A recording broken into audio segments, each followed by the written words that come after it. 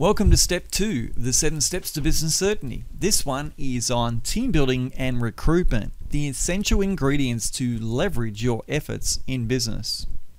Your number one role as a business owner is to not be a super technician where you are all-knowing on all aspects of doing the work in your business, but to leverage by becoming a great leader and teacher.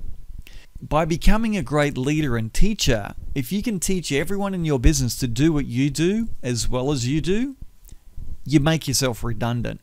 Is that something that you like the sound of? Once you start this process, then it's about teaching your teachers, i.e. your supervisors and managers, to also teach and lead their team, their followers, with humility. Humility is an overlooked ingredient of long-term business success, but I believe it's a major ingredient of phenomenal long-term success in business. Humility is about being on the same level as your employees. It's recognizing that true leaders are there to serve their followers, so that you win for yourself by giving and empowering others. The opposite of humility is arrogance. And this can come easily with something as simple as a job title, where employees can become too self-important. Preventing this needs to come from the top by leading by example with humility. And another way to prevent that is to apply this proven principle. Happy people are productive people. What's your happiness strategy if this is true? Sharing points of view in weekly team meetings leads to team harmony and increased productivity. Commonality leads to unity. Attitude determines altitude in business. How are your team members' attitudes? This is a critical people skill all business owners need to leverage their time to end their busyness. How can you spot a good attitude before you hire them is the million-dollar question. Does a poor attitude cost you and your business? Have you ever put a cost to you of poor attitude staff? For example, losing a client, doing a lot of rework, and more importantly, your own time being wasted by checking up on staff and seeing if they're doing their job properly. All this prevents you from working on your business. So what's the cost of that? Are you too busy to make real money in life because you're not focusing on this word? What's the cost of you of a poor attitude? What's the opportunity cost of not developing an idea that you have to grow your business? Do you have $1 million idea that can't be developed because you don't have time? Can you see the true cost of not understanding good attitudes and hiring future staff based on them? I believe it's an essential skill in business to be able to determine good attitude people before you hire them, not 1, 2, or 3 or 4 months after you have hired them. It's cost you a fortune in time and money to find that out afterwards.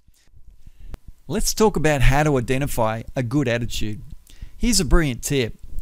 You don't need to ask or remind your employee of their job more than 2 times. Which means that you don't have to say, this is your job, you're meant to do that, or why didn't you do this if it hasn't been done. This is a simple but extremely effective guide about good attitudes. You see, good attitude people have their mind on the job. They're paying attention to what their job is and they're trying to develop themselves in that role. So if you're reminding people that they need to do their job, it means their heart's not really in the position. And that's a sign of their attitude. So this is a very simple rule, but think about people that you may have working for you that you need to do this reminding of. Then think about the people that you never need to remind to do their job. Can you see the difference? Now, from working with a lot of business owners over the years, I've identified that on average 1 in 5 staff have poor attitude and they need constant reminding. So have you got more than 5 employees? If so, do you have a poor attitude? Maybe you have 2 employees that have poor attitudes or more. Again, this has been common for me in my experience and background. How do all your staff rate on this? Are they costing you time, as in checking up on them, and therefore a lot of dollars? How do you free up your time? Spend a lot more time teaching your good attitude staff to do their job, including some of what you do. That's how you can free up your time. If you're not doing the same tasks you're doing now, then someone else must be doing them. The key is, have you identified who that can be, and are you spending that time training them? Leveraging your time through people this way is the key to freeing it up. Slowing down to invest your time this way is how you accelerate your success. You see, when business owners tell me how busy they are, I can talk to them 3 months or 6 months or 12 months or 24 months later, and they're still saying exactly the same thing. Yet, if they allocated half an hour a week or half an hour a day to start training people that they could leverage through to delegate to, they would have freed up an enormous amount of time very, very rapidly in the space of months. What's next? Step 3, the magic of measuring. This is about how to find strategies to increase your profits that cost you zero. No cost strategies to increase your profits rapidly. You'll be amazed at how many ways that there are to do this. This is a major focus of the advanced training, and we'll give you a snapshot to see how easy that is. So would you like to have double or triple or maybe even quadruple the amount of cash in your bank and the profits that your business enjoys right now? Because these are achievable outcomes and what our clients are commonly achieving from the advanced training. So stay tuned for that, coming soon.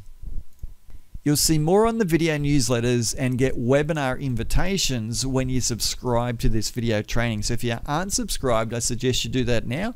Go to profittransformations.com, enter your name and email, and you'll get more of this great information and be invited to our webinars and live training, and also occasional ebooks that we release as well through our subscribers. So do that now if you haven't already, and I'll talk to you on the next video.